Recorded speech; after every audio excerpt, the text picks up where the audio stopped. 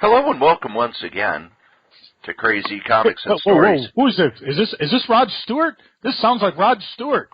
No, this woman who's been smoking unfiltered Pall Malls in the back of the diner and wanting to talk to the chef about the texture of her eggs. I'm sorry to hear about your tuchus, honey. Excuse me, honey. Do you think you could have the chef come out here? I got some problems. Believe me, I got a lot of issues with you people. Actually, it's your charming and delightful old Uncle Rat Bastard.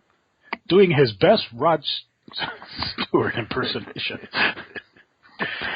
And at the other end of the series of tubes and wires is Joe, Crazy Writer. How you doing today, Joe? It is time to ask the Strode. Already? I'm not ready. Right out of the gates. Get your thinking grenades. Put on your hat. Okay. I don't know where you found rubber pants your size, but put them on. Oh, trust me. The group home I work at, yeah, we have all the incontinent products. You just borrow a few. Borrow? Cory, tell me about sultry teenage super foxes. That's one I don't know about. Well, you probably shouldn't, because it was a Solson publication in 1987. Oh, my God, yes. 4 beautiful teenage girls home from boarding school, spending their summer vacation at Rutgers Air Force Base. Of course, what could be more important than, falling in love with many of the hotshot pilots on the base? However, Sheena, Jasmine, Candy, and Amelia must what? Must what? Joe, I can't hear you. We're talking about the sultry teenage super foxes. Sheena, Jasmine, Candy, and Amelia must first get the pilot's attention. So they hang around wearing tight tops and short shorts, and they want to turn some heads, but then they use the government's top secret matter transmutation device to turn themselves into superheroes. Yeah, that should do the trick. And I mention it because this comic was created by, I can't even say his name, Chuck Wojciechowicz. Thank you. And Rich Buckler, who had just passed away during MSP ComiCon. And the two copies I have, the only two that were published, I actually have autographed by Rich.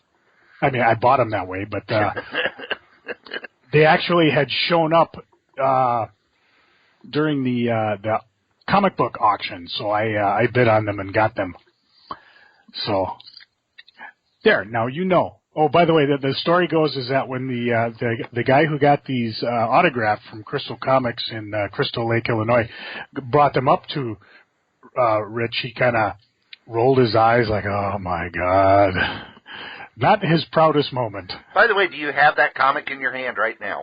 I have both issues, one in each hand. Okay, could you open it up and look through the ads for a comic called Iron Maidens? All right. You hear me? That is not the comic being ripped. That is the sticky bag, one of those bags that has like an automatic sticker. Oh, yeah. Which actually is kind of a neat idea, because then you don't have to worry about getting tape all over your comics. All right. Let's see. Sultry Teenage Super Fox. Ooh, they're sultry, and if they're teenage, I'm in big trouble. All right, let's go to the ads. Let's see. Buckwheat Comics. No, that ain't it. Last Hour of Honor. Nope. How to publish comics. Oh, there's your favorite. Reagan's Raiders. Mm-hmm. You know what? This... Oh, there's an ad. What am I looking for? Iron Maidens. Ooh. Nope. That's not it. There's Codename Ninja. They do not have it listed in this one. Oh. Usually in the back they had the ad of like all their comics. Right. Maybe this was too early in their publishing career. They don't have much backstock. Iron Maidens was a comic I was supposed to write. Ah. It was the story of 4 detectives who were also female bodybuilders. Yeah, no, I don't see it there. And Codename Ninja. Oh, wait, there it is. Codename Ninja, number 1, number 2. Yeah, that one, the pitch was that he was a ninja who worked for the CIA, but there was an evil CIA inside the CIA that he was trying to take down. And that was one that they wanted to spread through all of their books. You know, I do got to say that although Rich has his name on this as a creator, I think he only did the cover because the artwork inside has no way, shape, and form anything that Rich did. I think Chuck did most of the artwork. Probably. And it doesn't even have him listed as writer. He must have just made this in like some drunk night with Chuck. Hey, why don't we just call them the Super Foxes? Yeah. And we'll never know. And the reason the company was called Solson, it was Sol Harrison's son, Sol Harrison, who'd worked at Marvel and as kind of a production guy and an editorial guy. And then when Atlas Comics by the Martin Goodman started, he was kind of the bigwig over there. And then when it folded, he went back to Marvel. And his son saw that all these black and white ninja books were doing well.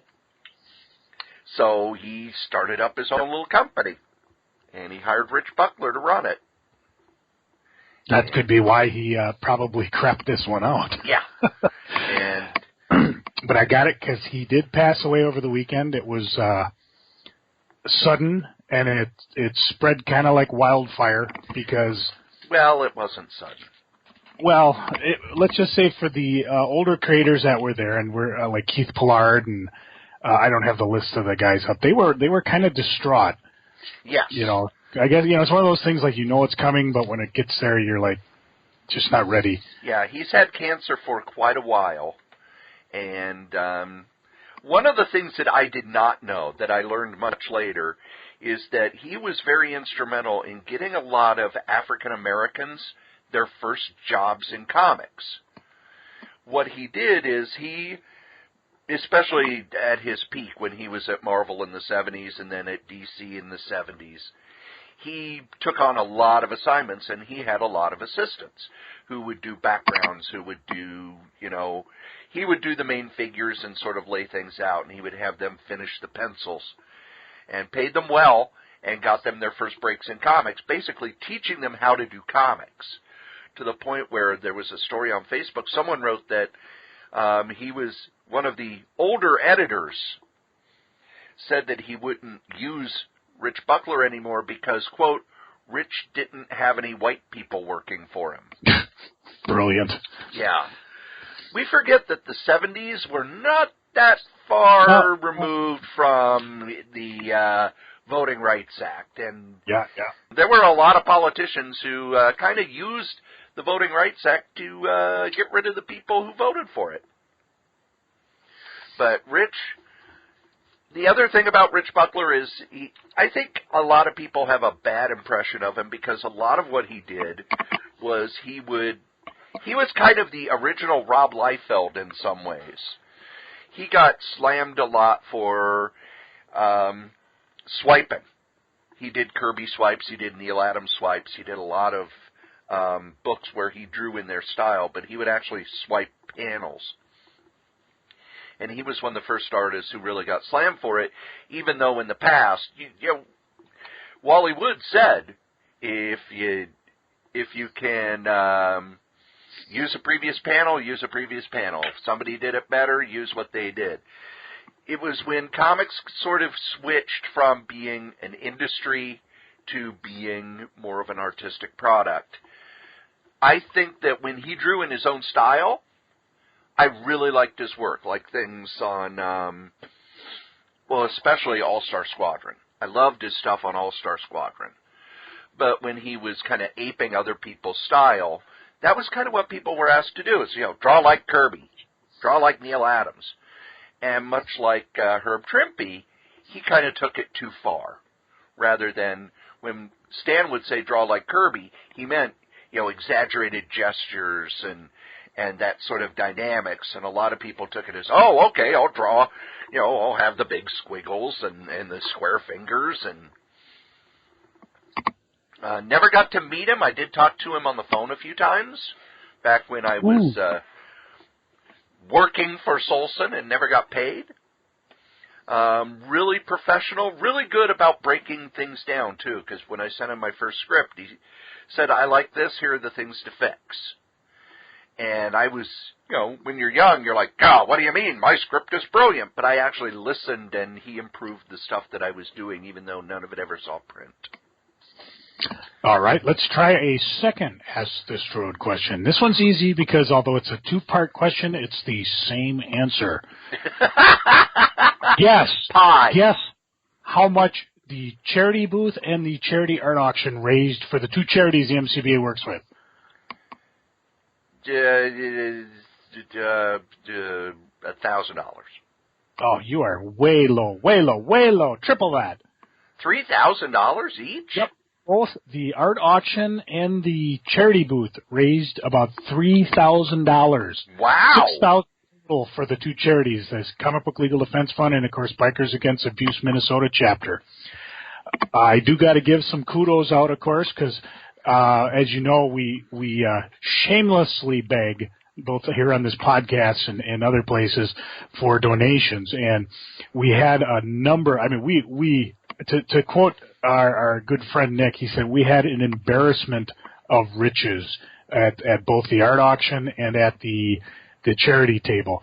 A couple people I want to give shout-outs for, of course, Dan Wiesemeyer, Lego Artist Supreme, co-founder of Hot Comics. He's moving to Orlando, so he just donated a bunch of boxes, and it was just amazing, some of the stuff that was inside. And he's just like, I just want to get rid of it. And what didn't sell, of course, I'll be selling on the eBays for the charity booths for next year's con. Before we get there, of course, we got Fall ComiCon, which will be October 7th, 2017. That's all I'll say about the One Day Wonder until we get closer. Mostly because everybody else is in Odin sleep, so there's really nothing else to say. C-Car Solar he's a guy who does collectible die casts, and he donated just a ton of NASCAR like Hot Wheel size things, and the kids went through them, collectors went through them, and at the end of the con, or actually before the end of the con, Dana did a deal. I come back and I'm like, where'd all the cars go? Oh, I made a deal with somebody, bought them all. So it was kind of cool that he did something. You can get a hold of him if you're looking for like Hot Wheels, pop culture, limiteds, car culture stuff, retro entertainment, Hot Wheel treasure hunts. See Car Solar at Comcast.net, or you can also find him on the Toy Peddler under the same C Car Solar. Granite City Collectibles, our comics, I should say, up in St. Cloud donated 4 short boxes of comics, thank God. They wanted to donate 51 boxes of comics, but I had to demur because I had no way to get that stuff home. We took 3 carloads of stuff out, and you're talking my pickup truck just loaded to the gills with stuff. I plumbed the eBay store. I went through my house. Matter of fact, when this here podcast's done, I'm probably going to tackle the garage again and just try to make it so my dear wife can actually park in it instead of just, store things in the middle. Although I like the storage myself. So, yeah, it was a lot of fun. Saw Angel Medina, of course. I picked up some gorgeous artwork from him. I'll be putting it up on the Facebooks later. Up in the hospitality suite, it was kind of a mini Hot Comics reunion. We talked with Dan, Big Mike, Butch was there, or is it Birch? I forget what we call him now. Birch. So when he shows up, he's Birch. Yeah. And then when he shows up, he's still Birch. Son of a Birch. Gruber was there. We just talked a ways. Saw a lot of people. I didn't think I spent a lot of money, but I did. As long as I got your attention, you want to hear some of the goodies I found? Sure. All right. Well, there was one of the guys, Wayne's Collectibles, which we did an interesting deal with because he does a lot with autographs.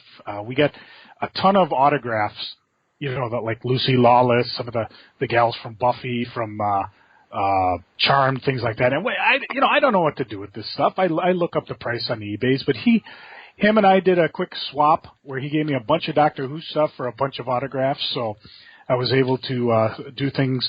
And I also picked up from him A Excuse me. belch? Why not? I picked up Doctor Who: The Day of the Doctor 50th Anniversary Special because, of course, it's not on this here Netflix no more, and I have yet to buy the BBC America, whatever you call it, online service, so I can watch all the Doctor Who's, not just the new ones. In a different bin, I found the autobiography of Elizabeth Sladen, the actress who played Sarah Jane. With three of the well, actually, she met quite a few.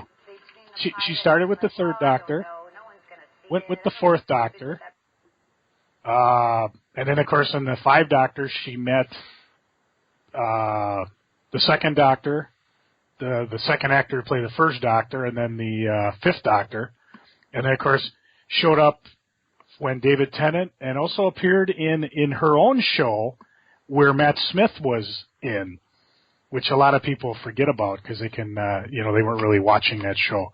So yeah, she saw quite a few. I'm looking forward to reading this one.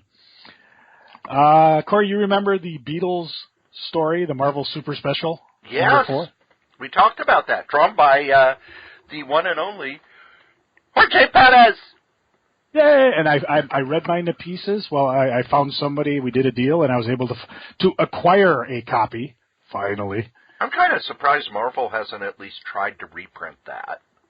It could be a rights thing. It could, but they could just go to them and say, "Hey, we'd like to reprint this as a book.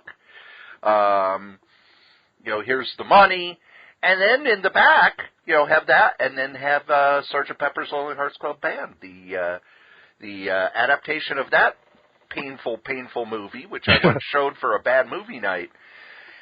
Even though I have a copy of that, but it's all in French. I was going to say, the only ones I've ever seen were French. And yeah, it's in French. They were going about $100. A bunch of them popped up. Some guy must have found a mini warehouse find, because for the longest time they kept popping up on the eBays, and now they've since evaporated. I bought it back in the 80s, and I think I paid like $20 for it, and it was French. And I'd taken high school French, and 3 pages in, it's like, yeah, I don't know what anybody's saying, but ooh, pretty. Pretty. I did pick up one other thing, a company called Geek by Numbers. It's a small multi-platform geek media company that you can find on Facebook, Instagram, YouTube, iTunes, Google Play, or at geekbynumbers.com. They had a bunch of comic books and some buttons, and anytime I see charity stuff, I lose my self-control, so I bid on them and got them. I did pick up the run of JLA, the Grant Morrison's run that our buddy Adam from Panels and Pizza, we talked way back in February, and I forgot, he forgot, but I caught him in between his podcasting. He actually had an interesting setup at the con. They threw together a booth. And it apparently, he says it works, although it was very warm inside. So, but on the second day of the con, he came and we did our exchange, and of course, right away, since I've been reading Sandman, I read the issues that where Daniel appeared in, and I read the first 3 or 4, and the story's good, but the art, ooh, painful. Maybe I just don't have that jive anymore for that stuff. But I'm looking forward to reading the rest. Picked up a copy of Rune #1. Cory, would you tell the fine folks what Rune is? Rune was a vampire from the Malibu universe, done by Barry Windsor Smith. And I picked this one up just because Barry Windsor Smith had autographed it, even though I know I have it. It was big enough that they actually did a crossover between Rune and the Silver Surfer. And Conan as well. Yeah. Someday, I actually thought, I should pick up these Marvel comics that will never, ever be reprinted. And then I think of things that I've sold that, and we talked about it sometimes in the comic universe, but most of it's just like licensed products. Like last week I talked about selling the Sledgehammer comic based on the TV show and stuff. But I did concentrate. I was pretty good, and I talked about the Supergirl art that I bought from Angel Medina, and that was pretty high buck. Gene Ha was there. I had him autograph, and he gave me a little head sketch of his graphic novel, or from his graphic novel, May. And because I had the Kickstarter version, I was able to buy the Dark Horse series for $10. And I figured, well, that's a pretty good deal. I mean, I got the comics, but, it's nice to have the two. He had a big line, so I really didn't get a chance to talk to him much, although I did hear he had a bit of fun at the party that night. I picked up a book just for the sheer giddiness of it called, I don't know if I can read this right, Static X. The reason I picked it up, it's from Chaos, and it has a CD with it. And this was a photo cover, and so it must have been they were pushing a band or something, because I remember them doing that with Megadeth. One of the Lady Death issues, number 4, came with a Megadeth CD. Along with that, I picked up Rocket Raccoon number 1 variant that had Stan Lee doing the Lego figures, which, again, it was just something goofy, and I'll probably regret it and blow it out on eBay. Our buddy Cory Kramer had issue number 3 of Wonder Weenies out. We met him 2 free comic book days ago at Granite City. Yes.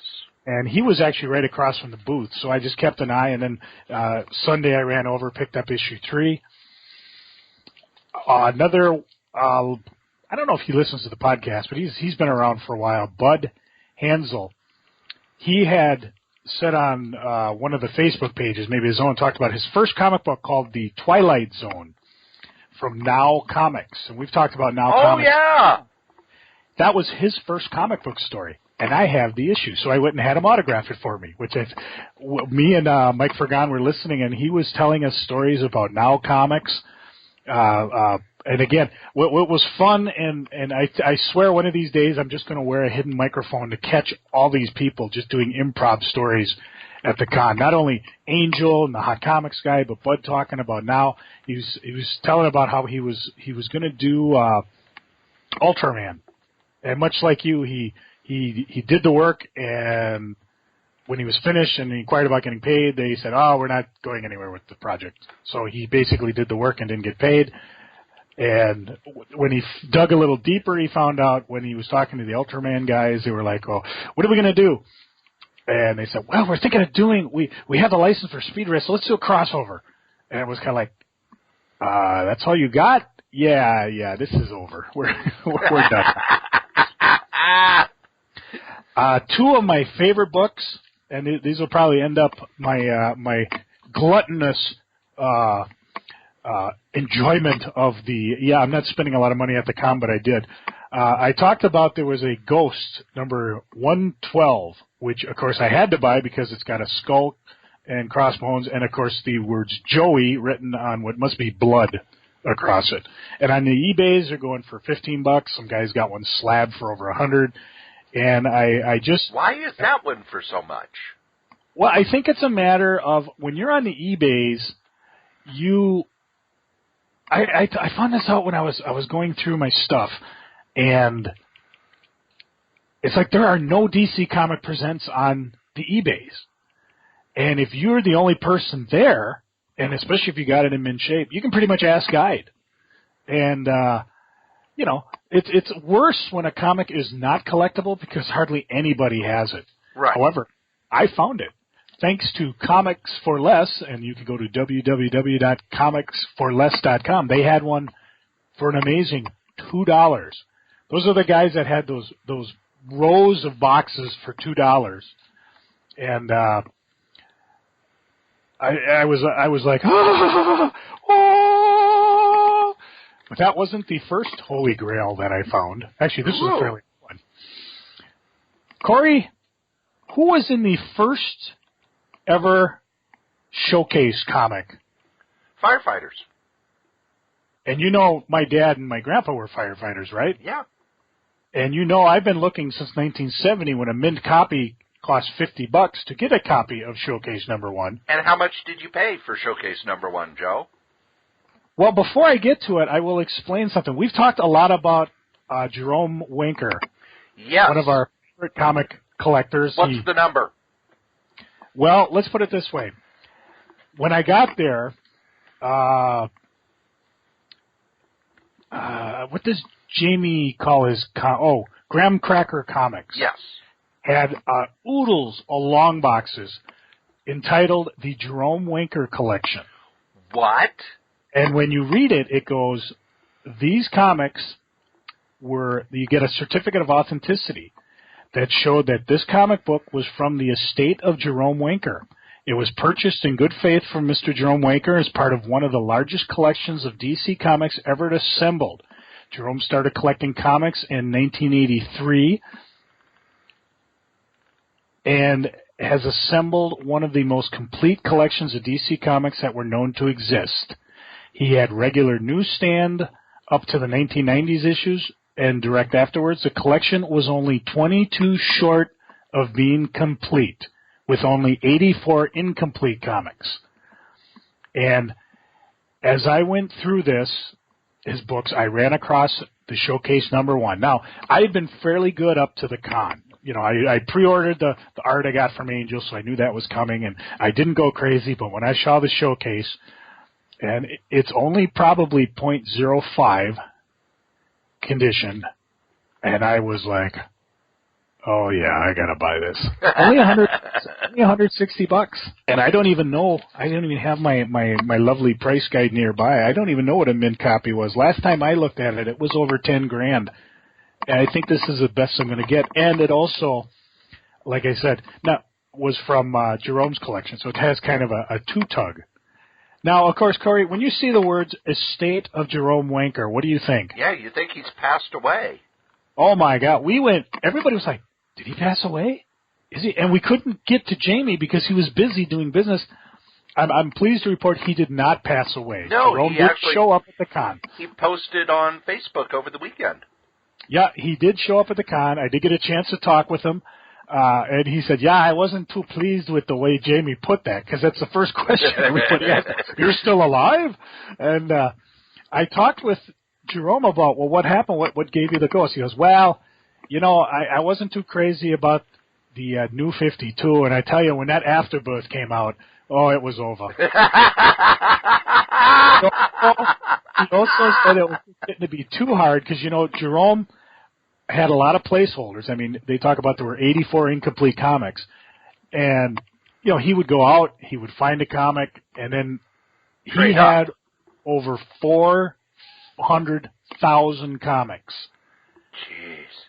And he got to the point where it was just too much to have to, you know, you find one and then you go through and you replace it and get it back. I mean, Jerome's in his 80s.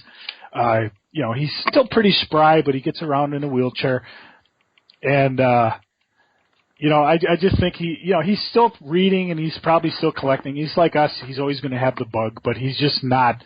He sold off the collection. I think he got himself, he better get himself a pretty nice deal. So hopefully take care of him and his kid later on.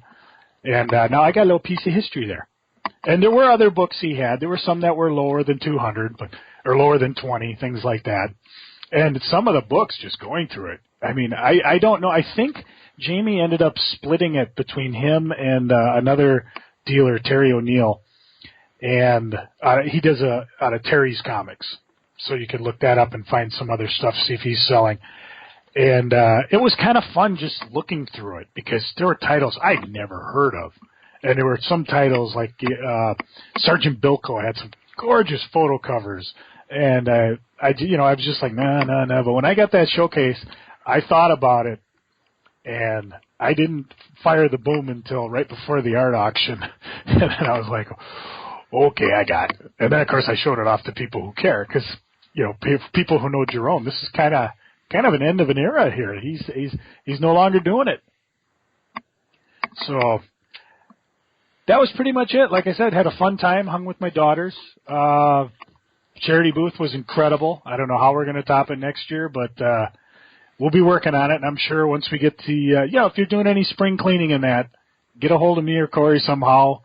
And, we got the tax forms ready to go, because even now, one of the, we talked about pop figures, those little deformed head figures that people go gaga over. I don't get it. But we had a bunch, and they went really well. And as I was going to Target the other day, I wandered through And they had some more in clearance, and I'm like, oh, including Arseface. Can you believe it? They had an Arseface figure at Target. I love it. I had to. And you wanted DC to do one, and they said no. Oh, no. That was Nick. Nick was like, what figure should we do? Arseface! And of course, Mike Carly's, that's one of ours? Yeah, he's from Preacher. Oh, that's right, Preacher. And here we are years later, and they done did it. And of course, as I'm looking through, I'm looking through the newer ones, and of course, there's Taserface.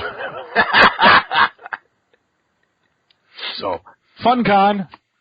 And I tell you, Cory, you are going to owe me a Tim Hortons donut for every time somebody asks me where you were. So you are missed. Whether you believe it or not, you are missed. Did you tell them that I was hit by a banana truck? No, I told them that you dug a deep hole and buried yourself in it and weren't coming out until Monday. Oh, actually I worked. Yeah, I know, but that's not as much fun. I made $400 at the con by not going to the con. I spent $700, so who's part of that? Who's the fool now? And I am glad I took the Monday off after the con because were my dogs barking.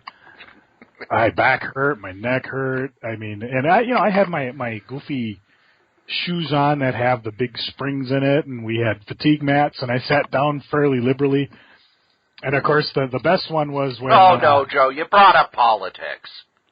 Well, no. The best one was. No, you said you sat liberally. That's true. That's true. To make some of the listeners happy, now you have to sit conservatively. Oh, okay, I won't wear pants. Okay, taking them off. But the best one of the con, of course, was when I was getting ready. Well, Dana, I'm gonna go wander around. Yeah, you're going to get gas. They learn so quickly. Bring a tear to my eye.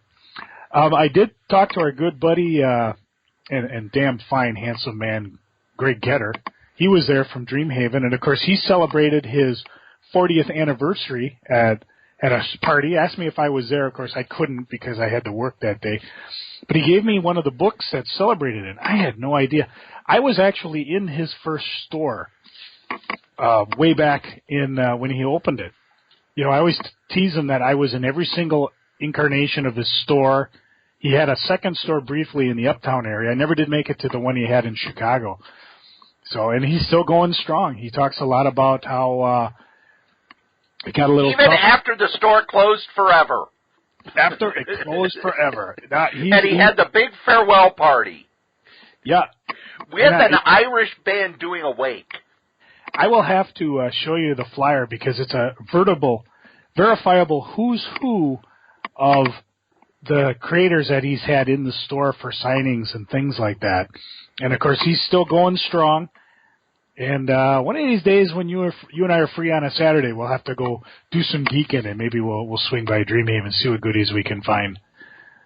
So that was kind of fun. It was kind of interesting to read through it because, of course, then I'm remembering, oh, my gosh, I was collecting comics way to hell back then. You know, so apparently when I got into his shop, it was fairly new. You know, and I didn't realize that. I was 12 years old. Comic book shop. I like comic books.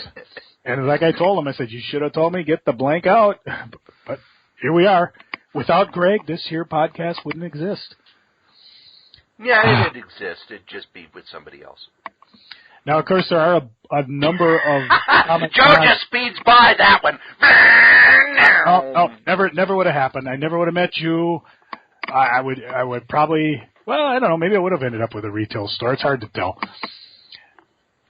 But, yeah, there's a number of other Comic-Cons coming up. I'll probably blow. Most of those are just dealer shows and things like that, including one in Eau Claire if you're interested. Maybe we'll take a road trip out there. That could be fun. But that's not till September. So we'll geek about that later. Gosh, Joe, I just asked how you were doing today. I know, and I blew you away with a Ask the Strode. Now I don't even know what we do next. Well, we could talk about how you've been doing. We have questions. We could ask them. That's always good. I mean, when people send in questions, then we don't have to do any real work. I mean, it makes the show so much more interactive and fun. All right.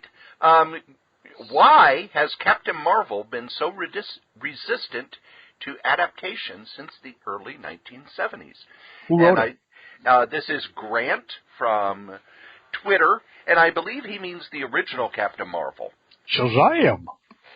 And I think the big problem with bringing the original Captain Marvel back has always been that they try to make him a superhero. And if you go back and you read the originals, he wasn't really a superhero. It was more of a fairy tale. You had Dr. Sivana, you had some villains, but it was mostly a little boy who gets to be a grown-up and have fun adventures. And when you read even C.C. Beck's version in the 70s, it wasn't a little boy who gets to have fun adventures. It was a superhero book. And when you get right down to it, other than the fact that his secret identity is Billy Batson, there's nothing unique about Captain Marvel. He's really kind of a generic superhero in a lot of ways. Kind of a Superman knockoff, has pretty much the same powers. And without that sense of whimsy, without the fact that, he's got a talking tiger as a friend, and one of his bad guys is a worm. Those are adventures for little kids. And DC doesn't really has never really aimed their books at little kids. Even in the 50s and 60s, they were aimed more at I would say the 8 to 12-year-olds, maybe up to 14. And then Julie Schwartz's stuff was aimed at teenagers. But DC really hasn't done books for kids. And I think if, let's say, Harvey or Archie or, one of the comic book companies that primarily publish for children were to get their hands on Captain Marvel, I don't know if it would be as successful as it was in the 40s. Well, let's look at some of the incarnations that happened. Okay. Power as Shazam. That lasted, I don't even know how many issues that lasted. 60? 60 issues? That's actually, I don't know, maybe I'm looking at today's lens, but that was actually fairly good for the time. It was good, but it wasn't a huge seller, and it really didn't feel like Captain Marvel. It was a fun superhero book. But if you read those Captain Marvel stories from the 40s, and, you've got the Monster Society of Evil. Oh, yeah. Those aren't your standard superhero stories. They read like children's books. Well, what was the one that, of course, Power Shazam started with a graphic novel, and that was their attempt to post-DC Crisis to bring Superman, or I should say Captain Marvel, back into the DC universe. How about the, was it Keith Giffen? The Bwahaha era of Justice League? I mean, he used Captain Marvel. Do you think he used him well? I think he used him well, but they got rid of Captain Marvel really quickly. He was only in like the first few issues, and then he was gone. How about what Jeff Smith did? I like what Jeff Smith did. I just picked it up, and I just started reading it. But again, for a kid's book, they're just $6 each, $7 each. Yeah, Kids better can't as a afford graphic that. novel. And the last thing I remember, around 2008, they did a totally separate Billy Batson and the Magic of Shazam. I don't know if you read through that at all. No, I didn't. That was definitely, I mean, you're talking... was that the new 52 version? No, this had nothing to do... Oh, this was okay. not tied in, as far as I know, to anywhere, although maybe they did refer to it. But, Billy Batson was a teenager in school. Theo Adam was another 14-year-old. Art Baltazar got into the art. Oh. That one went for that's the one 21 that was, issues. That was the kid through the DC Kids line. Yeah. And I did was not curious pick that to up see. at the time because I didn't know Art Balthazar's work yet. Well, he didn't do a lot of it. He didn't actually start till like issue 5, and then I think he just did the covers. But I take that back. He did mostly the writing. in some of that. But the question, I'd be curious. I'll have to dig them up and have you read them to see if you think that would have worked. Again, I don't know how the DC Kid line did. I mean, it limps along, comes and goes. Yeah, I mean, just like Mad Magazine, it's there, although they're really not doing much with it. Although Mad is having a sales resurgence. I don't cool. know how big the sales have gotten, but there for a while it was quarterly because the sales had dropped that far. And then they made it bi-monthly, and I read an interview with the editor recently who said that he hates to say that Donald Trump has revitalized Mad, but with them putting Donald Trump on the cover all the time, their sales have shot up, especially at newsstands. Oh, I could believe that. I think the last one I bought was the one that Weird Al Yankovic had done, where he was the editor. Because I'm a Weird Al fan. Yeah. So to finish off the question, do you think Shazam could be done today? Or is it just too quaint a concept? Because I really don't like what they did with him in the New 52. Oh, I hated that. I could not have I didn't like that more. trial of Shazam either, where they tried to have, Freddy be Shazam, try to make him relevant. Yeah, I didn't like either of those. I thought the New 52 Shazam was just painful. It was just painful. I don't know if anybody could... I thought Jeff Smith, so far I've only read about half of it, and I like what he does, but would it sell? I don't know. Especially DC doesn't seem to be able to sell kids' books. They've got the kids' line, but it never really seems to do anything. And when I go to the library, there's no collections of Tiny Titans or Supergirl Adventures in the 8th grade or any of that stuff. And that's where that stuff would really pick up. So maybe they don't have that connection. Well, we've talked about it in the past, the way Time Warner's set up as a vertical company. So to try to convince, look at the properties DC owns. It's amazing that there aren't more done with some of the Cartoon Network properties. There aren't more done with the Hanna-Barbera, although they've done just look at the fact that the Cartoon Network stuff is being done by IDW. Yeah. Well, you can look at Marvel, that they're not doing the classic Disney. They got somebody else doing it, Yeah, again, IDW. I wonder, Love and Capes, done by Tom Zahler, he had a character in there that was the atypical Shazam, where initially he was kind of a knockoff of their main Superman prototype, and of course they didn't like it. And as they do some fun things with it, as they discover, it is actually a 12-year-old kid that's in the body of a man because he was given magic powers. Especially when the kid starts macking on the Wonder Woman, type there, and she discovers that she's been hitting all over this guy, and what? You're 12 years old? So again, if the right writer comes along, it could work, but I don't know. It's like you said, it could be just a concept that, I don't know. You're either going to have to ignore a lot of the silliness that made it work, or you just, does everything have to be modern? Yeah. What did you think of in like Superman when they brought back Plastic Man, and they did a couple panels where it was like Plastic Man sees the world through the eyes the way we see him in the comic book, kind of cartoony and things like that. That actually came from the Kyle Baker miniseries. No, Kyle Baker did a regular series. Somebody else did a miniseries where it's Plastic Man sees the world very differently.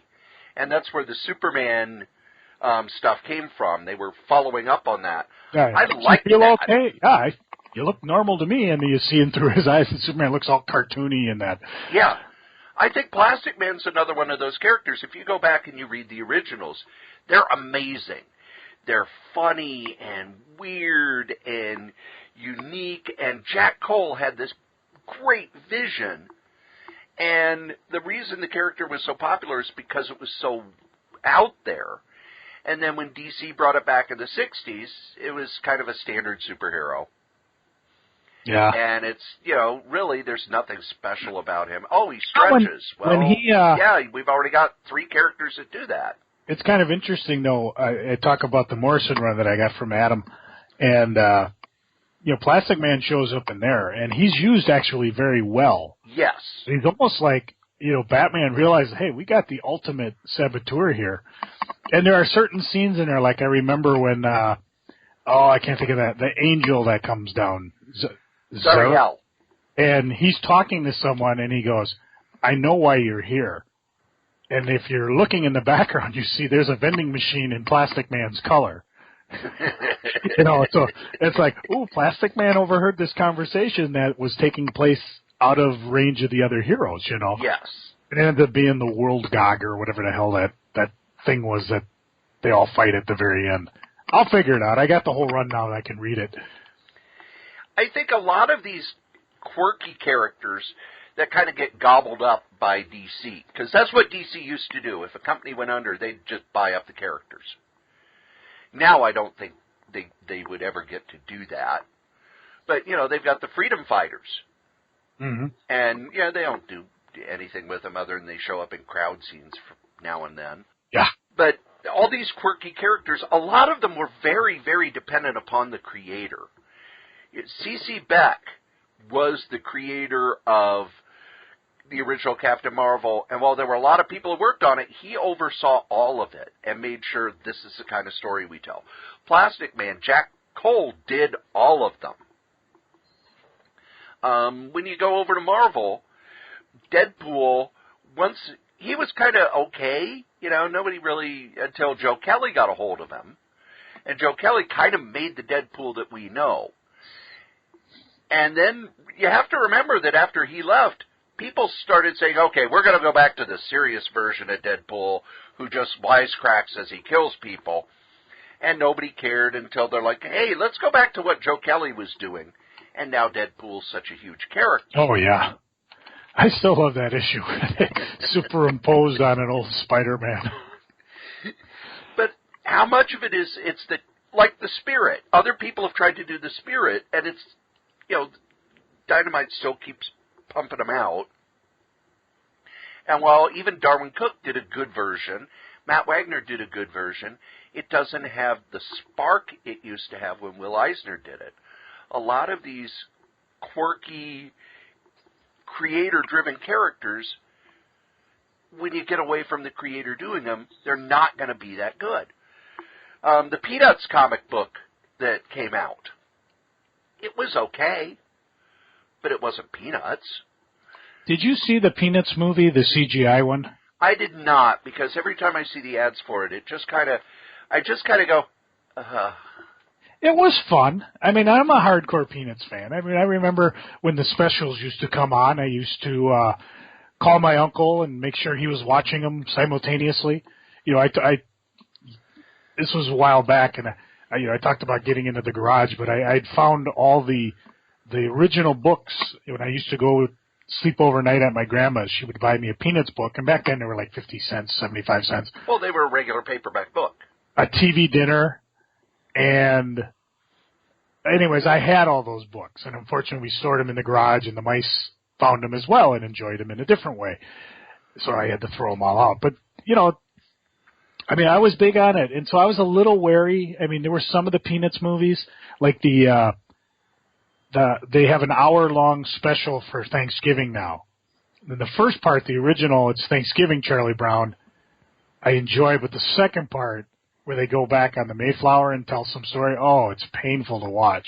So I was a little weary of that, but when I actually saw the CGI movie, I was like, wow, this is good. It kind of went back to the basics. It, I think, reinvigorates it, and it could be, I don't know how the movie did, but I think this could be a threshold movie that could make a franchise work again. Instead of having the hand-drawn animation style and have everybody aping Charles Schultz. Plus, it was kind of fun to watch Snoopy actually fly as the World War I flying ace versus just imagining it. So, if you get a chance, I mean, we got a $1 thing off of Redbox. If you get a chance, check it out. It's one of those I might actually own, because every so often I do have the urge to watch it. I thought they really grabbed the spirit of Charles Schultz and what he was trying to do with Peanuts.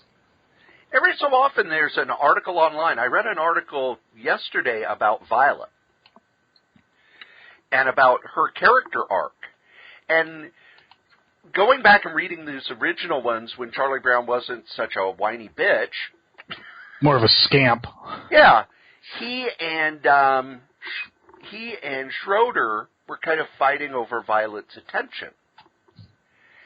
And then when she finally decided she didn't want to hang out with Charlie Brown, she started insulting him. Because Charlie Brown treated her pretty poorly. He insulted her. You know, he acted like, you know, the way 7- and 8-year-old boys do about a girl they like. Well, to be pretty fair, they were pretty hardcore on him, too. Well, she wasn't hardcore on him especially when she got together with Patty. She did a character flip, and then from then on, every strip she was in, she would insult him. And she became, and Lucy kind of took her place as the lead female character who was, you know, insulting and a fuss budget, but she also had some character points that you could like so that you didn't hate her, whereas Violet just insulted Charlie Brown. And they went back and said, well, this is her reaction to Charlie Brown bullying her. And by 1980, she would just show up in crowd scenes and stuff. Yeah. But it's interesting how Schultz evolved the characters. And if you didn't know about the early days, you might think that Violet's just a horrible human being. But really, I would imagine in Schultz's mind, it's, well, Charlie Brown picked on her, was mean to her, until she finally snapped and turned on him. But I don't know if Schultz ever even wanted people to remember the early strips where Charlie Brown was a completely different character. Yeah. But I think there are some characters that only the creator can do, and there are some characters that anybody can do. Grendel by Matt Wagner. He created kind of this space where other creators could come in and do Grendel stories. Mm-hmm. Whereas with Mage, I would think if anybody tried to do Mage but Matt Wagner, not only would it not work, but there would be a riot. And Cory would be in the front. Damn right, I'd be there with the torches and the Frankenstein rakes. Watermelon cantaloupe, watermelon cantaloupe, watermelon cantaloupe. That's simulated crowd noise for though. When I did some acting in college, if you were in a crowd and they wanted murmuring, they would tell you just, repeat real low, watermelon cantaloupe, watermelon cantaloupe. Watermelon cantaloupe. I remember that from Fred Hembeck's, anniversary special of the Fantastic Four. Watermelon cantaloupe, watermelon cantaloupe. Yeah, it's an acting thing. Acting! I think when you go back and look at Marvel, there are some characters that only the creator could do, and when that creator's left, they've just kind of floundered. But there are others where, like the Silver Surfer, I could have swore that only Stan Lee could do the Silver Surfer. Stan even believed that. That's why there was no Silver Surfer comic in the 70s. They just, during the boom when they're publishing everything, no Silver Surfer comic because Stan had kind of put an edict that said, nope, only I can write the Silver Surfer. I think I've asked you this before, but how did that graphic novel with him and Kirby come about? What it was a treatment for a movie that they had put together. And the movie didn't happen. And I remember hearing about the movie in 79 because Jim Shooter was still going around saying, yep, there's going to be a Silver Surfer movie. And that was kind of the script and treatment for it. They did it as a comic book. Stan plotted it, and then Kirby took it and changed it a lot. And Stan took it around as kind of the storyboard when he would go into meetings with studios as the pitch. And it didn't really go anywhere. There were some nibbles, and they got some money, but they had this contract with... Fireside Books, I think it was. Mm-hmm. They were the ones who did Origins of Marvel Comics and Son of Origins and Bring on the Bad Guys and stuff. And they put together a deal for an original graphic novel. And that's where it came from. And in a lot of ways, I think people should look at that as Kirby's last Marvel work, because it was him working with Stan on a big event. It can be read on its own. Because it was going to be sold in bookstores, they actually, I think Joe Sinnott came back and inked it. Mm.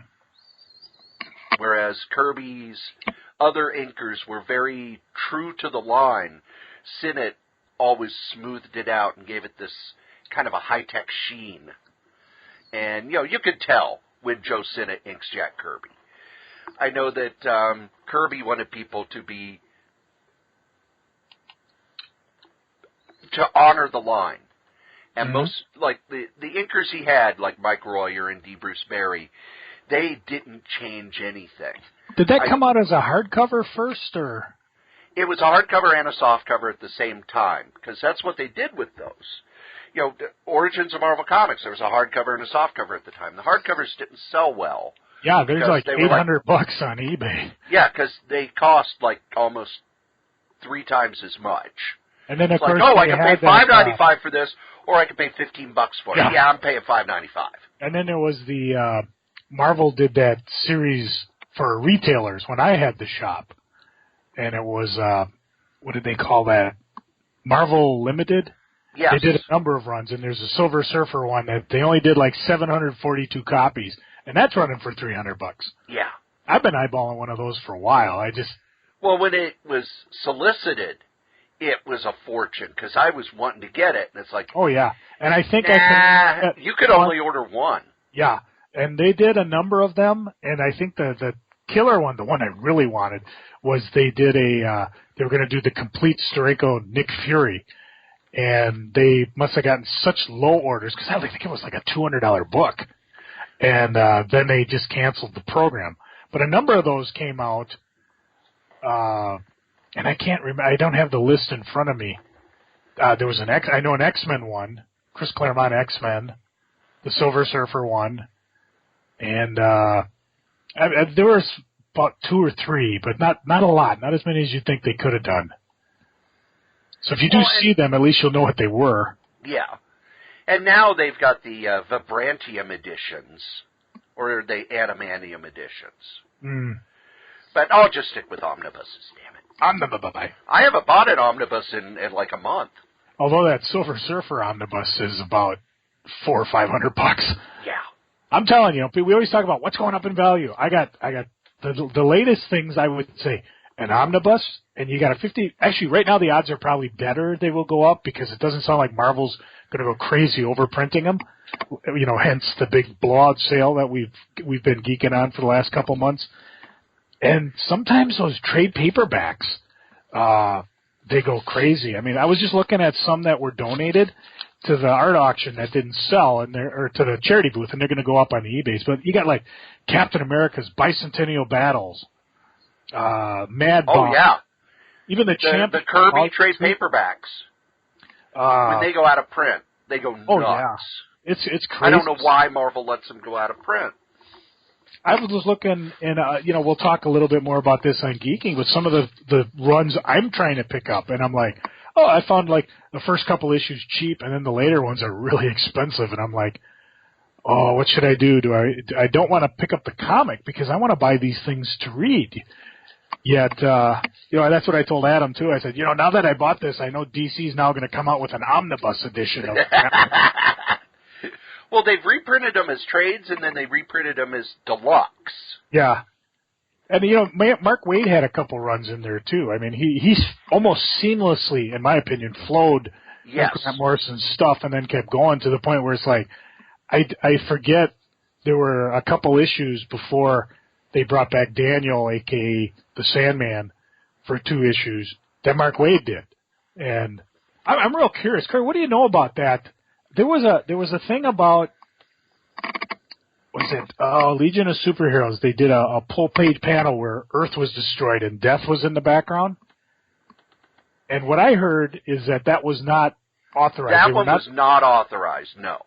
But how did Grant Morrison get Sandman or Daniel? I mean, this was like his first real appearance after Sandman ended. He asked. Who? EC or Gaiman? Gaiman. He asked Neil Gaiman, hey, I've got this idea. I want to do this. Can I bring in Daniel? And Gaiman was like, okay, yeah, thanks for asking. Yeah. Well, Neil seems like he's pretty hip on a good story. Well, and the other thing is, it's a lot like the Watchmen thing. It's a lot like other things where DC can do it, but they have kind of this silent agreement with the creator to say, well, you know, anything that we do with the character, we're going to run by you. Mm-hmm. Because they don't...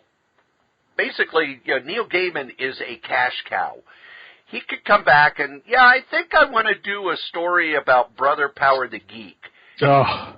Not only would DC say, yeah, whatever, but it would sell for the next 30, 40, 50 years. Oh, yeah.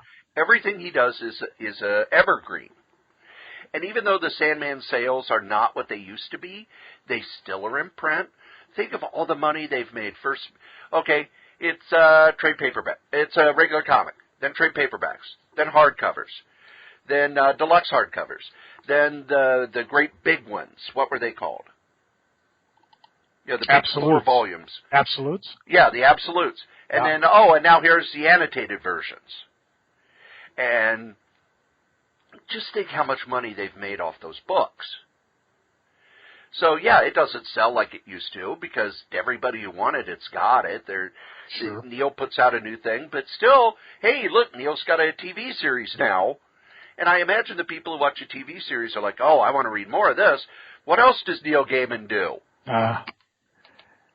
But with Alan Moore, they finally said, you know, the editorial basically said, yeah, we don't care about any sort of agreement we had with him. He's never going to work with us again, so fuck it. Let's make more money.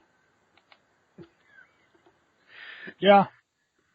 It's like the Silver Surfer thing over at Marvel.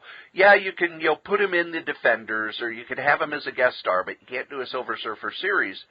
And when they pitched the Silver Surfer series, they basically went to Stan and said, look, you haven't done a regular comic in over a decade. We really want to use the Surfer. We think that this is a character who could sell a series. And Stan finally said, okay. Knowing Stan, he's like, I said that, not to use him? Oh, no, that was ahead. what he remembered. Because those Surfer issues with he and John Buscema, in his mind, that was the best thing he had ever done. Mm-hmm. And it's funny where you go back and you read them, and you could tell that Stan was really reaching, you know, trying to do something bigger, trying to do something more, and really kind of giving his philosophy of life on Earth. That kind of slightly liberal, very humanistic, but still believing in God sort of thing. Where it's, why is there war? Why is there pain? Why is there suffering? And, you know, if you go back and you read the Bullpen Bulletin stuff, he was very much like that. It's, you know, he never came out and said the Vietnam War is terrible, but he said, you know, these kids that are protesting, they kind of have a point. Yeah, I remember that. And whereas Steve Ditko, if you read those Spider-Man issues he did, everybody who protests is an asshole. Idiot.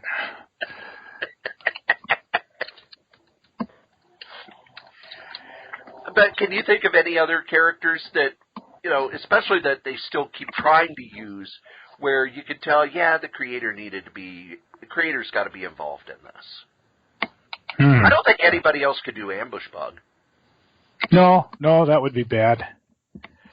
You know, and that's the thing. Sometimes it's so jarring, you know, like the Bendis Guardians of the Galaxy to the current creators. I'm just kind of like, sorry, it's not the same. I may regret later on not picking them up, but I'm just not picking them up. Although I've read the first 2 issues of Mother Entropy, which is by Jim Starlin and Alan Davis. Mm-hmm. Oh, yeah. Alan Davis and Jim Starlin, just give them a book. Just let them do whatever they want. Yeah, they're both brilliant. They both make lots of money. You let them do whatever they want. Yeah, okay? I think I passed on the comic series, but I did pick up the graphic novel. It's kind of like I'm to the point now where it's like, okay, I know I'm going to like the American Gods comic. I actually picked up a freebie copy that was floating around the con, but I'm just going to buy the graphic novel. And on that one, I bought the graphic novel. And is it a P. Craig Russell who's putting that together? Let me look at it. I do believe you are correct, my friend. Neil Gaiman, P.K. Russell, and Scott Hampton. Oh, yeah. Well, P. Craig Russell, anything he does is gold. Scott Hampton's a beautiful painter. Let's see. Neil Gaiman does not do enough comics. P. Craig Russell, script and layouts, and then art by Scott Hampton. So this is really a collaboration. And some beautiful covers by David Mack. Yeah, he's been showing off some of his covers, and I just finished reading the book, so I'm just really having a Gaiman rush, and the comic I'm dying to read, and of course I'm sitting there scheming to get the. Actually, I think we had a choice to either like we had one of those deals where you could get. American Gods is on what? Stars? Yeah. And what is Twin Peaks on? Twin Peaks is on Showtime. So we had a deal where one or the other, and Dana decided to go with the Twin Peaks. So, we'll talk a little about Twin Peaks later in the show. And I'll run to the bathroom because I'm going to have to start from the beginning because, frankly, Scarlett, I just don't get it. Well, if you go back last week, episode 69 of Solitaire Rose Radio, I explain the first 2 episodes of the new Twin Peaks. Yeah, but I want to watch the old one so I can kind of get up to it. Oh, yeah. It's like Lost. I've never watched Lost. One of these days I will, so I just kind of avoid anything about it. But then again, there's things like Firefly where I know I'd enjoy it, but it's not enough. No, it is. If you watch just treat it like a miniseries. Ooh, that's a good idea. Just buy the DVD set and the movie and treat it like a miniseries. Actually, I think it's on Netflix. Either way. Probably is. You know who's not on Netflix? This podcast? And these guys, our sponsors. That's right. Here at the Solitaire Rose Radio Network, we have ads, and our first sponsor is me. That's right. Your charming and delightful old Uncle Rat Bastard. I have my first book out with Dangerous Dan Moore. It's the first 100 strips of our online web strip, Worldwide News, the story of the lowest rated cable news network. And you can get yourself a copy with commentary, with all sorts of extras, with signatures and everything. Just email Dan over at lordshadowflame@gmail.com. Our top sponsor, who's been with us since day one, is DreamHost. DreamHost.com. You need yourself a website, and DreamHost.com is the #1 web host in the whole known universe. Just head over to DreamHost.com, put in the code KRAYZ, KRAYZ, get $20 off your first year. How can you beat that? Our other sponsor is Graze, GRAZE.com. Healthy snacks for a healthy lifestyle. Just head over to Graze, put in the code CORYS3R5P. Your first and fifth box are free. You could get them weekly. You could get them bi-weekly. You could get them monthly. You could just order a whole bunch of them. It's great stuff to keep you away from the vending machine at work. Now, if you would like to leave a comment for any of the podcasts that we do, we'd love those. Go ahead and email us at solitairerosenetwork@gmail.com, or you can call 952-856-0519. Operators are standing by. Okay, it's just a place that will record your calls, but we'll play them on the air. We'll answer your questions. We love getting feedback. Tell us what you think. Ask a question. Suggest a topic. Be a guest. Send us your stuff. SolitaireRoseNetwork@gmail.com. If you would like to advertise on any of the Solitaire Rose radio shows, you can. Just email us at SolitaireRoseNetwork@gmail.com. Subject advertising. Thanks. Well, after we do the ads, we ask Joe. Joe? Did you turn over the charity table to anybody while you were gone? No. We asked Joe. What's going on the eBays? I am rebuilding. basically, we can make it stronger than it was? better, faster, and more tempting. Ooh. Because what's happening is, all of that stuff that I took out, I got to re-inventory, and if it lasted, it'll go back on the eBays. Some of it, I got some new stuff that will be, we talked a little bit about some of the graphic novels. New freshness, freshy fresh. And so I'll be putting some of the things I picked up at the con for the charity booth. And I'll talk a little bit about this on Geeking. I've actually got a pile of things here that I'll be putting on the eBays as time goes up. I found some. Cory, you remember the heady days of 1990 when DC thought they would make a Shade the Changing Man series as he toured across, chasing madness across the map. Yeah, lasted 70 isures. It was the first series by Chris Bacalo. And I found 4 postcards that were promoting that, and so that was kind of fun. A couple goofy books. I don't know if these have a value, but there's the old Star Wars, the Marvel Comics Illustrated tiny black and white paperback. Oh wow! The Fantastic Four Return, guest starring Submariner. Again, a paperback from has to be the 60s, a Lancer book. Yep, never that before was in from paperback. like 67, 68, I believe. The Gospel According to Superman. And, of course, the Lenin 69 Search for Liberation. A conversation between A.C. Swami and John Lennon. Oh. I have no idea. And in the middle of it, Al Cap barged in and called them all a bunch of communist hippies. Blackjack, communist hippies. So, yeah, it just as I'm digging through stuff, it'll go on the eBays. And if you find something you like, just send me a quick note, and I'll grab something out of my vast accumulation of crap and give it to you as a freebie. I might ship it to you free. I may send you an autograph key for the Strode compound. Now in its about, I think, 1,666 made and counting. So, and yet no one has showed up to clean my place. Well, they don't want to lose you as the much beloved and national treasure of this here podcast. I wouldn't do that. I would just say that we're not friends anymore, because that's what you do when somebody helps you out. You're not friends to begin with. See, that makes it even easier. Well, no, maybe if you were friends, then they would have more motivation to go in. Yes, because they want me to not be their friend anymore, which is the cool thing to do. That's what all the cool kids do. If you're motivated enough, go to eBay, look me up, Crazy, Krayz, or go to the website, because Cory was generous enough to link to their eBay store. I did? You did. Did I charge you for it? Well, there was $20 that mysteriously disappeared from the left hand to the right hand years ago, but I don't have the gumption to listen to old podcasts to see what happened. Huh. You'd think I'd charge you for something like that. No, you're all about the freebies. I know. I'm trying to build my reputation as being a jerk, seeing as how, that's what I'm known as on the internets. And after we discuss what's going on the eBays, we get to my favorite part of the show. No, not the ones where we talk about when the actress Sherilyn Fenn showed up in Playboy. Oh, yeah. At the peak of Twin Peaks. Oof. Mama. No, we talk about freaking and geeking. Joe, what are you freaking on? Oh, I got a cold. Not quite the Con Crud, but I do got to admit, yesterday when I woke up, I thought the world had killed me. I mean, you're talking, the throat was dry, the voice was gone, the nose was plugged, I had a headache beyond headaches.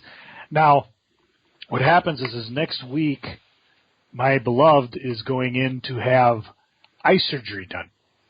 And it's very important that she doesn't catch said cold. So I am naturally sitting back and Is she in one of those hazmat suits whenever she's around you? Well, she's and thinking if about not, she should be. she's thinking about putting me in one just because of other admissions. But so I got to stay away from her. But then I woke up and oh sweet bejesus, she was like, you can go to bed. So I went into bed and I just sat there for 15 minutes with every vein in my head just going boom, boom, boom. So finally I got up, took some Sudafed, took some ibuprofen. I think I intravenously or just slammed a thing of Diet Mountain Dew. And yesterday, my sister, we're all getting old. We got a lot of doctor things. She had to do an MRI. She was riding her bike, and some doofus opened the door in the bike lane, and she hit it at full speed. And been having headaches ever since, so she had to go in for an MRI. This is one of those MRIs where the thing is going to be like, if not touching you so close to you that you're claustrophobic. One of the things they do is I guess they call it a sedate MRI, where they give you a little liquid Valium. They say, just close your eyes and think you're at the lake, think you're a happy place. Me, when I have to do one, if I ever do, I'll probably think I'm that Klingon lady that got put in a photon casing and shot out into space, and 3 days later the Enterprise picked her up on a top secret mission. And don't forget how loud it is. When I had an MRI done, I had no idea how loud it was, because they go, oh, and what sort of music would you like to listen to? Here are our choices. They go, oh, I'll listen to the Beatles. And you put on the headphones and you're listening to the Beatles, and then it's so loud that you can't hear anything on the headphones. And see, I know they're loud because of working at TSA, because we use that type of, stuff to look at baggage. And, you hear those things start up, and it's like, so, needless to say, I wasn't feeling too good. My wife went and gave my sister a ride, and then picked her up, and then they picked me up for lunch, and we had a decent lunch, and went over to her house, and then just, as we are so rarely get to do with friends, just sat and talked, and talked about things. And while we were sitting in her backyard, I was in a nice comfy chair, and it was a comfortable 82 degrees outside, and I just fell asleep for an hour. And I woke up, and I was feeling much better. Today I woke up feeling okay. Throat's a little dry and groggly, but there was no Mountain Dew in the house. So I trudged up to Holiday and got me some of my Diet Mountain Dew. Oh, Diet Mountain Dew. Only you understand me. What was that? No, but I'm podcasting now. Later, my beloved. Oh, I'm sorry. What were we? Freaking. So I'm freaking on the cold. Speaking of TSA, I got my annual test next week. So if I don't pass, that'll be a week's worth of freaking right there. I should pass. I just do the baggage test now. I don't have to go high in the thigh or over the nuts and, over the gums, whatever. I do got to say I was bummed with the news last week, because when I was at the con, other than the news about Rich Buckler passing away, I really hadn't been watching any news. So when I heard about the Manchester bombing, that was kind of took me out of the fun moment of being at the Comic-Con and pulled me back into the reality that, yes, I look for bombs for a living, and pray to God I will never find one. And then, of course, I got back, and one of my friends that worked with me, he's a little older than me, had a heart attack. Of course, this guy, if he's not smoking, he's planning to smoke. So, he's not necessarily the healthiest guy to begin with. But we enjoy talking about books. We're always, I picked this up at the library. I picked this up at the free library book, whatever, He was probably instrumental in me renewing my library card, because you forget, you don't have to necessarily buy a book, especially if you're not going to keep it. Just, your tax dollars are buying these library books. Go ahead and use it. So I was a little shocked to find out about that. The other thing, too, is he apparently spent a little too much time kvetching at work. I need to just sit down. I'm just a little tired. I just need this. And then finally no, we're calling an ambulance. You're getting out of here. You're going to the hospital. And, of course, at the hospital, they're not worried about it. Yeah, I've been sitting here for an hour. Nobody's come to talk to me. And then finally the doctor, oh, yeah, you had a heart attack. You're going right in. Just goofy shit going on. But, it's kind of like when I had the shingles. I spent all weekend with a headache that could kill a horse. Instead of going to the doctor and having it looked at. I mean, not that it would have stopped the treatment, but it would have maybe saved me a weekend of just excruciating headaches and a weird-looking rash across my head. So, folks, if you're feeling down, I mean, God, they make it so tough because even me, it's like $35 a copay, but just go see the doctor. Don't self-remedy. Don't, according to WebMD, it's just, gas. Don't take it for granted, especially when you're old farts like me and Cory. So, a little bit of freaking there. Cory, what you freaking on? Joe every so often talks about how he's an old fart. Last night, I actually felt my age for the first time, I would say, ever. Uh-oh. The full-time job, normally I get about 150 calls a week. Last week, one of our clients had us put together a website for people to do their dependent verification.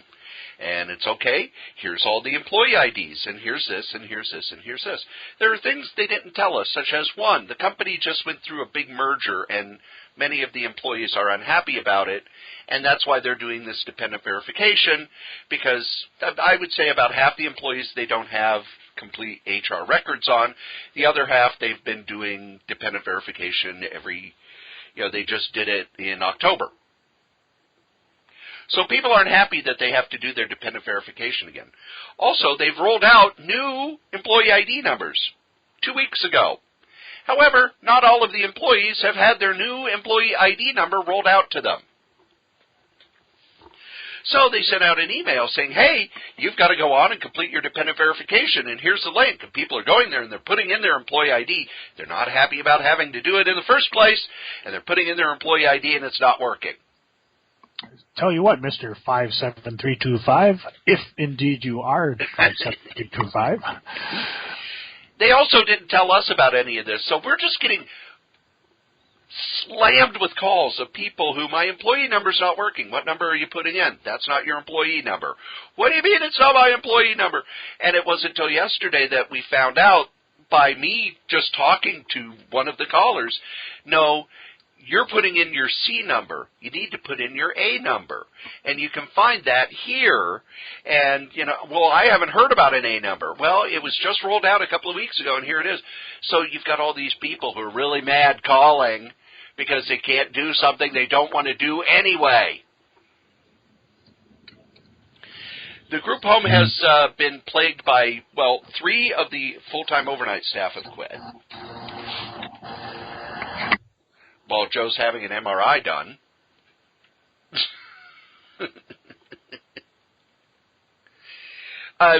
And many of the staff there are getting burned out, so they're calling in sick more often than not. So I'm getting calls saying, hey, Cory, can you come in and help out tonight? Just come in and pass meds. Just, help out with this before your overnight shift.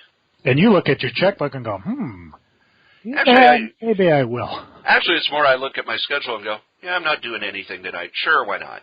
Yeah, I got plenty of Tim Hortons waiting for me. I don't need to go anywhere. I get to go in and, I bring in my little Bluetooth speaker and I have Sirius satellite radio on the phone, so I'll actually listen to Little Steven's Underground Garage with the clients as I'm giving them their meds, and, we enjoy the music and maybe we dance a little. But by last night when I left work to go to the Mall of America to get my Tim Hortons, I was tired. And then by the time I got home from that, it's okay. I have to be at work at 10. It's 9 o'clock. I got to change clothes. And I got into clothes that I can sleep in and work at the group home with, because I'm not showing up there in, business casual. Well, I could lay down on the couch for about 10 minutes. I laid down on the couch, and I had to make sure not to meditate or anything, because it's like if I fall asleep, I'm not waking up for a day. And I got up off the couch the way you and Butch get out of chairs. Oh God! Jesus! So I'm going to be taking it easy today. I do have to work the evening and overnight tonight. And then tomorrow, I actually do not go back to work until late Monday night for sleeping overnight. So I may actually get caught up on some movies and things. But I'm kind of freaking on the fact that I finally have hit the wall. I have found my limits.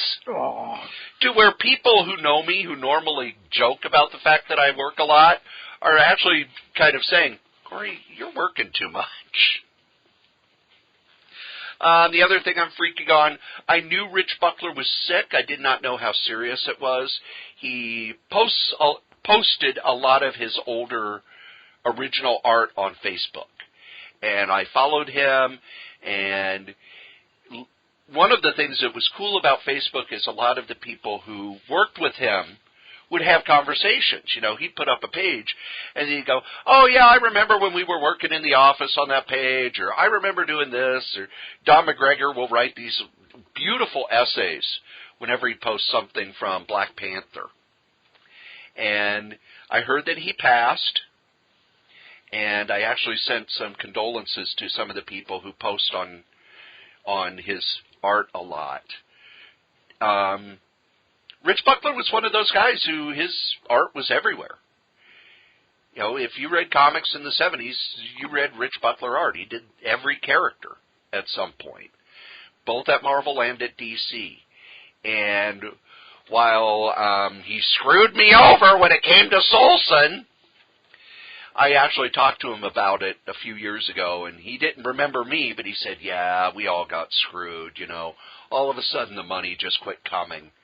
And I guess he lost his studio because he'd done so much work expecting to get paid, and the money never showed.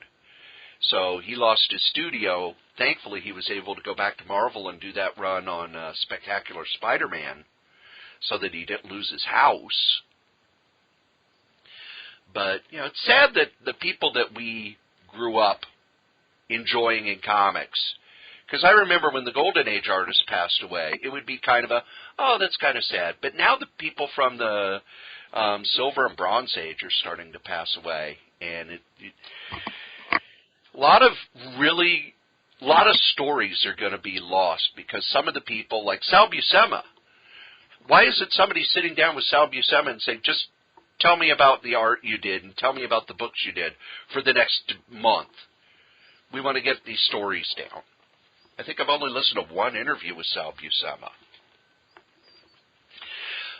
Well, Joe, what are you geeking on?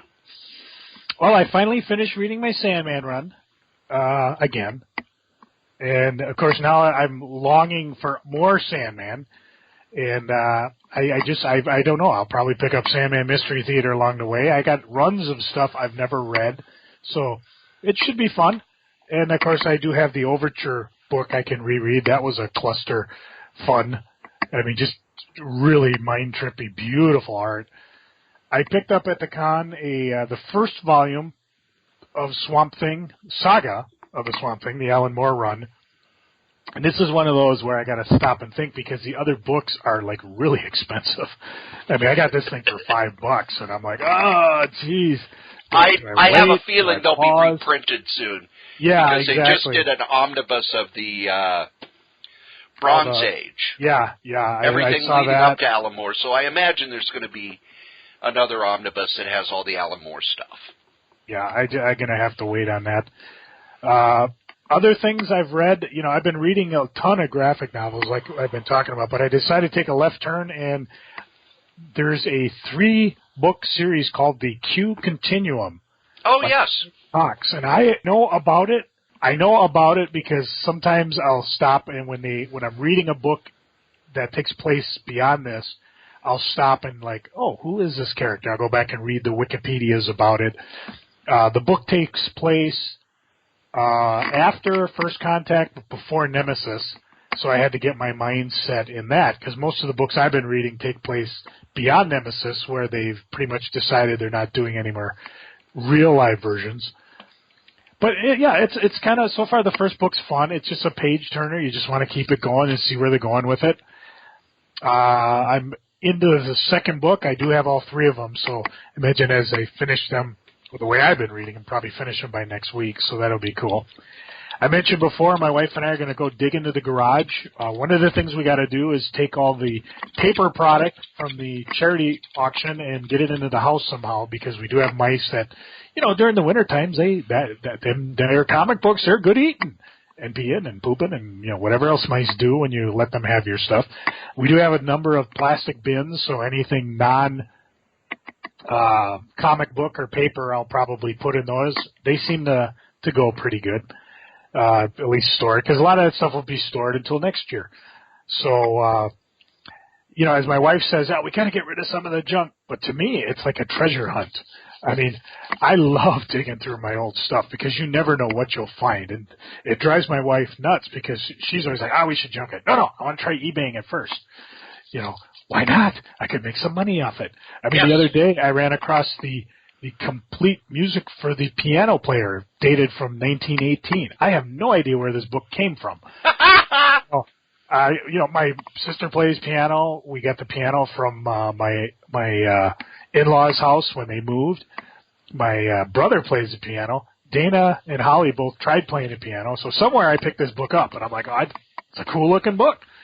And it's worth $20 on eBay, so what the heck? So as my wife says, it's junk throwing out. Me, it's treasure hunting. So I can't wait to see what I find. And I finally figured out something for FallCon. As you know, the FallCon, which will be October 7th, 2017, may be the last time. Well, okay, I can't say I necessarily won't be doing the eBays, but that's where I'm looking to blow out all these comics that I just don't care if I keep or not. Sometimes they sell, like I just sold. Cory, you remember, Minnie asked this story, do you remember a book called The Black Dragon? Yes, Chris Claremont and John Bolton. Bought it originally. It was from the Epic line, a fantasy series that came out during the height of the X-Men. Never read it. I had it. I've had it sitting in my pile. I bring it to work to read. I've never read it. Finally sold it. So I never will read it unless I go get up again. Let's see, the Black Dragon first showed up in Epic magazine, and then they did a mini-series. But if I remember right, it was actually pitched as a different story using a Robert E. Howard character. And as Claremont and Bolton went along, they kind of realized that they didn't need the Robert E. Howard connection. And the editor said, well, why don't you just do it with Epic so that you own it? And I think that reprint came from a different company, didn't it? The one I had was Dark Horse. The one I had was the original Epic run. Okay. When it came out in the miniseries, I don't know about the reprint, but I'll have to go on the ever-loving eBays and see if I can't pick up a decent copy of it. So, let me see here. Black Dragon. At FallCon, what I figured out, and I was talking with Tim from Granite City, what I had planned to do is have everything bagged and boarded and stickered and looking really nice. I have neither the funds nor the time nor the space to bag and board everything in my vast accumulation of crap. So I decided everything that's $1 is going to be basically unbagged. I don't necessarily want it that way because people flip through these things and they don't see a comic. If they do see a comic they don't necessarily want, you always sometimes hear as they go past it and you're like, but if I'm really serious about doing this on October 7th, this is what I'm going to have to do. So it'll probably be like I'll have most of the comics will be $1, and these will be things probably, if you were to look on the guide, there would be anywhere from $1 to $10. I might have some $2 comics, $5, and then of course I'll have the stuff that actually is worth a little bit of money. But again, if you see something, it'll be on the eBays. Otherwise, come to FallCon. I mean, I'll be gabbing about this, at least for a couple months. So hopefully we can finally get this accumulation under control.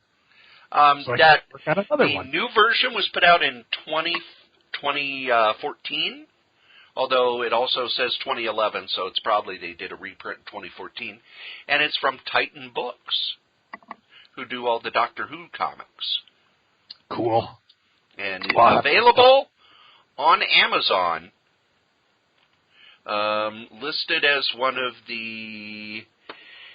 listed under fantasy. And by the way, the #1 fantasy novel is Curse of the Herobrine by Zack Zombie Comics. It's only $2.99. The #2 fantasy graphic novel is Adventure Time Volume 1. Speaking of Volume 2, I picked up the CD for Guardians of the Galaxy. Love it. Lots of fun. All the music from it.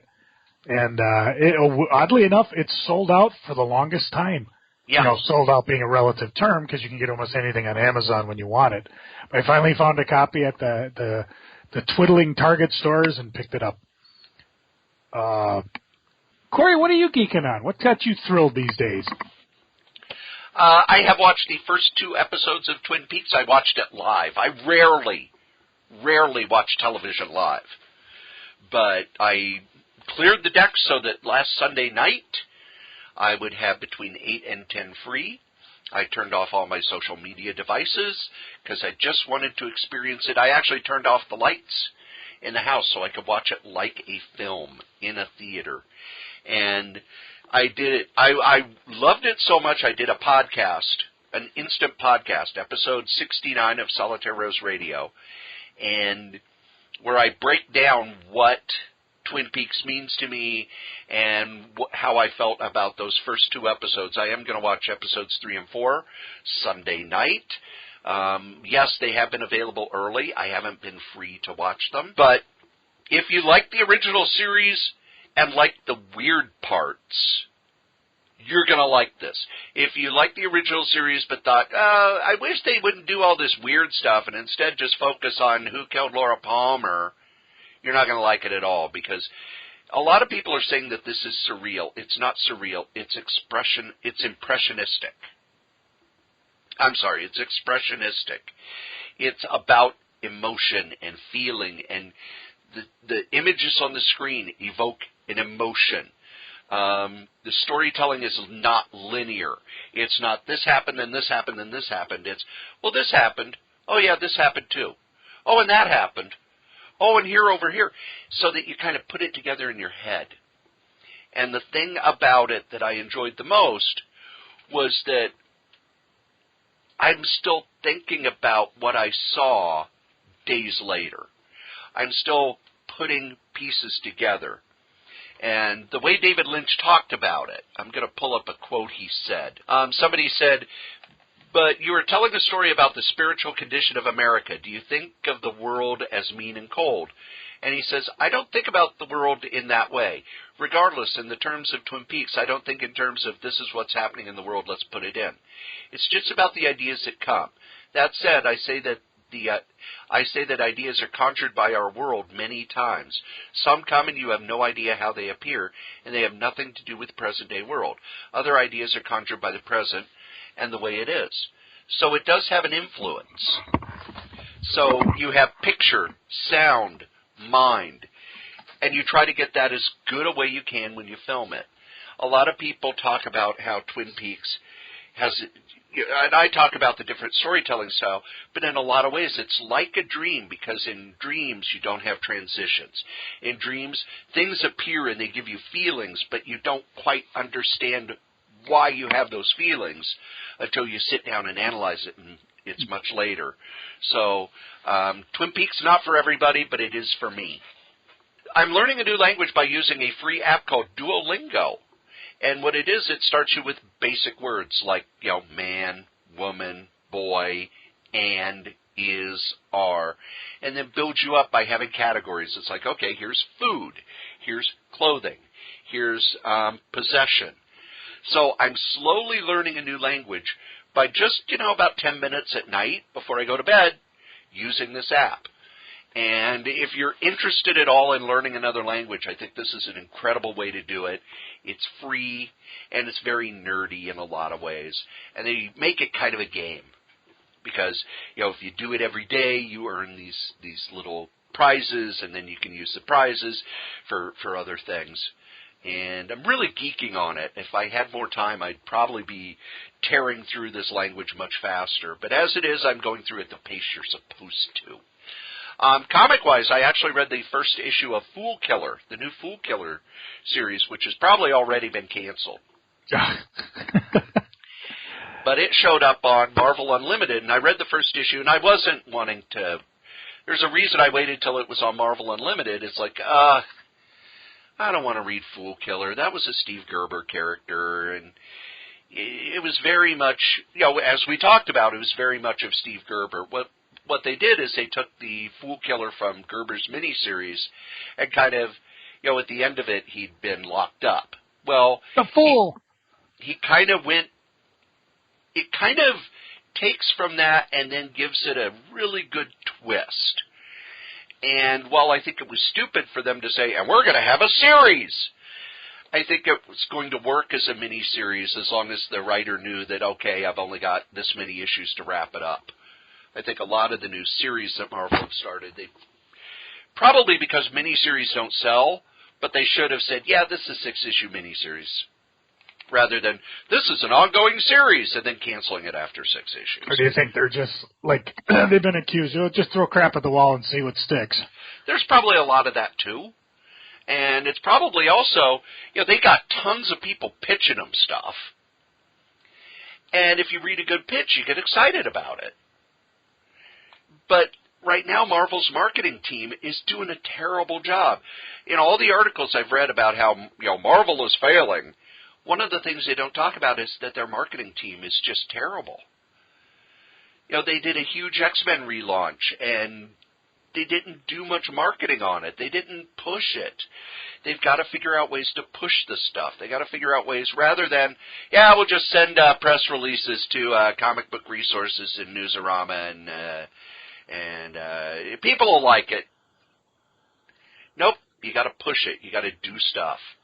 And the last thing I'm geeking on, I have read the first 2 issues of Mother Entropy, which is a Guardians of the Galaxy story by Jim Starlin and Alan Davis.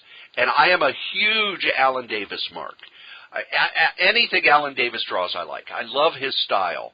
And a lot of Byrne fans get mad when I say this, but I think he does John Byrne's style better than John Byrne ever did. It's that same sort of very smooth mix of Kirby and Neil Adams, and Alan Davis is also, the one thing that I think he does much better than Byrne in that style is all of his characters have different faces. I don't know if you ever heard this, but one of the reasons that Byrne left Marvel was not just Shooter kind of telling him he needed to change things and do things, but the staff at Marvel were making jokes about him to the point where there was I don't remember what comic it was, but they did a bit where, and here are John Byrne's heroes. And, here's Hawkeye, here's all the blonde heroes, and he comes and he uses the same face for all of them. Oh, I thought it was that furious about that. I thought it was that thing in because I just finished reading it, the Marvel Visionaries, John Byrne. The Hulk thing is kind of what the straw that broke the camel's back. Yeah, because you're reading it, and then you get that one page where he did all splash pages, and which was, it was interesting enough.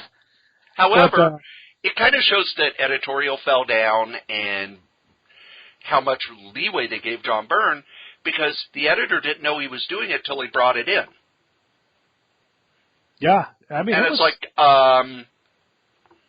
you didn't get this approved. Fuck you! I do what I want.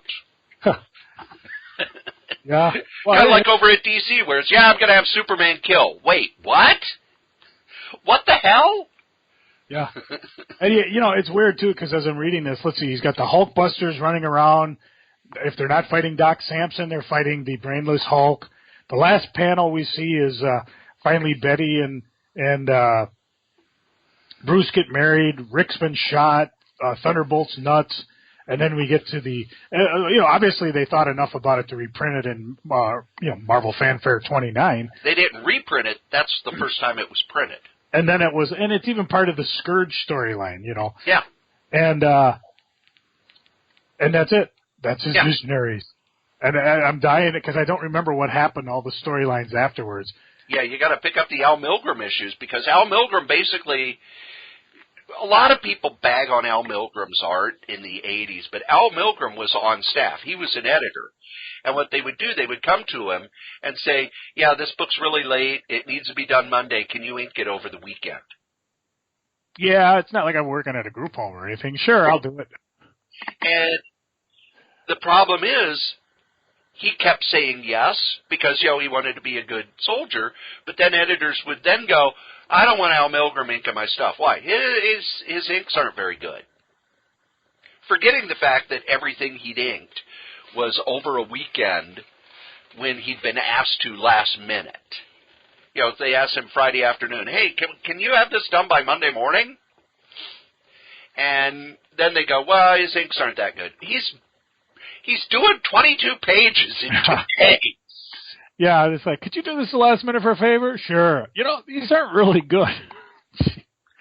But back to Mother Entropy, one of the things about the book is, I remember when they started Annihilation, they said, we want to kind of pull away from the Jim Starlin stuff. Not that it's bad, but that when these cosmic characters are used, all anybody does is rehash Jim Starlin. And we want to kind of do something new. Now, we're past Annihilation, we're past this, so what are they doing? Jim Starlin's doing Guardians of the Galaxy. It's too bad, because that Annihilation stuff was fun. I mean, it was like, I read almost all of it, and I really didn't care what was going on. I think Civil War was going on Earth. Yeah. It was just neat, because they had this whole universe open up, and now it's just kind of gone. Nobody really cares. Well, the thing that nobody remembers now that Guardians of the Galaxy is so huge is that stuff didn't sell very well. This was when, Civil War was selling 200,000 copies. Annihilation wasn't even breaking 70,000. It's one of those that didn't sell when it first came out, but now the omnibus sells and the trade paperback sell and all that sells because that's where they kind of created the new Guardians of the Galaxy. Even though if you go back and look at that new Guardians of the Galaxy, look, there's Bug, there's Moondragon, there's this character and this character. They're not in the book. They're not in the movie or the book. Because, Adam Warlock was in that Guardians of the Galaxy group. It was pretty much, whoever's hanging around, we'll just put them in.